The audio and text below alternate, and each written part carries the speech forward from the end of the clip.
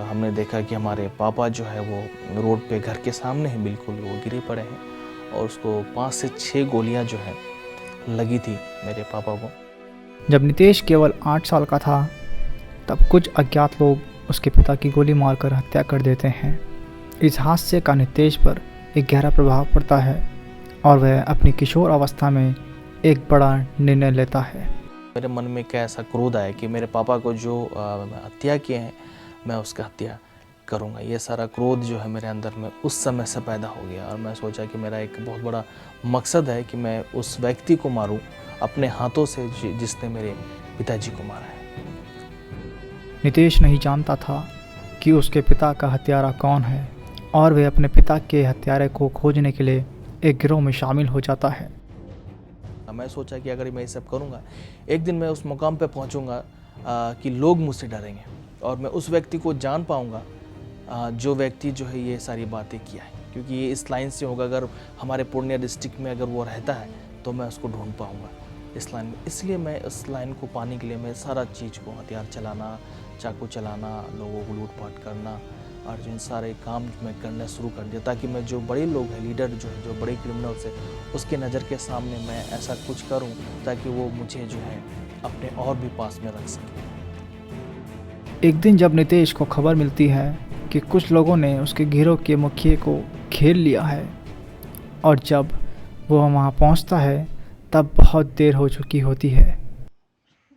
जब मैं उसका लाश को मैंने देखा जब वो रोड पे पड़े हुए थे, उसके बाद में मैंने इसी बात को सोचा कि एक ऐसा व्यक्ति जो सब लोग उससे डरते थे और आज वो व्यक्ति का जो मृत्यु हुआ वो रोड पे हुआ है। मैं अपने आप को वहाँ उस जगह में देखा कि अगर मैं ऐसा ज़िंदगी व्यतीत करता हूँ, मेरे मन में इस बात को डर हो गया क्या हमारा मृत्यु भी ऐसे ही रोड पे होगा, सब लोग देखेंगे। अगर इतने ताकतवर व्यक्ति का मृत्यु अगर कोई कर सकता है, इसका मतलब इससे भी ताकतवर कोई व्यक्ति है। तो मेरा मन में इस खौफ आ गया उस लाश को देखने के बाद। इस घटना के बाद नितेश बड़ा गुमसुम सा रहने लगा। नितेश का बड़ा भाई उसके लिए काफ़ी चिंतित रहता था। मेरे भैया जो है बहुत कोशिश करते थे, मुझसे प्रेम भी करते थे कि मैं एक अच्छा जीवन व्यतीत करूं और उसके कारण वो मुझे बहुत गाइडलाइंस करते थे। लेकिन मैं अपने भाई जो है से डरता भी था, इसलिए जब वो मुझे 2003 में मुझे बोले कि तुम्हें उस कॉलेज में जाना है कोर्सेज करने के लिए, तो मैं मना नहीं कर पाया। उसके बाद मैं गया उस जगह में। नितेश को उस ध्यान केंद्र में कई नई बातों का खुलासा होता है।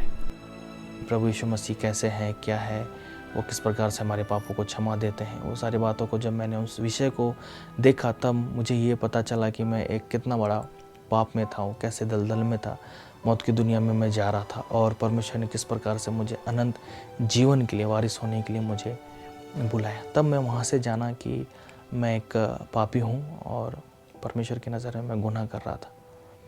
नितेश परमेश्वर को और गहराई से जानने के लिए देहरादून के एक बाइबल कॉलेज में दाखिला लेता है। बाइबल कॉलेज से सफलतापूर्वक अध्ययन के बाद वह देहरादून के एक चर्च में असिस्टेंट पास्टर के रूप में कार्यरत है और आज उसका जीवन पूरी तरह से परिवर्तित है।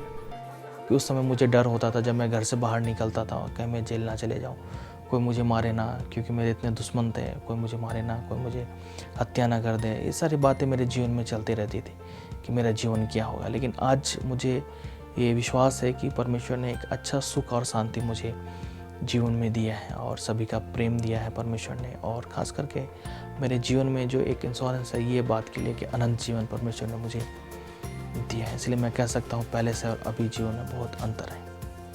आज नितेश को पिता से बढ़कर कोई और मिल गया है और हमारा ऐसा संबंध लगता है कि एक जो पिता का कमी था और जो मेरे जीवन में वो परमेश्वर ने पूरा किया। तो मैं कह सकता हूँ आज हमारा और परमेश्वर का एक पिता, एक बेटा और बाप का के समान संबंध है हमारा।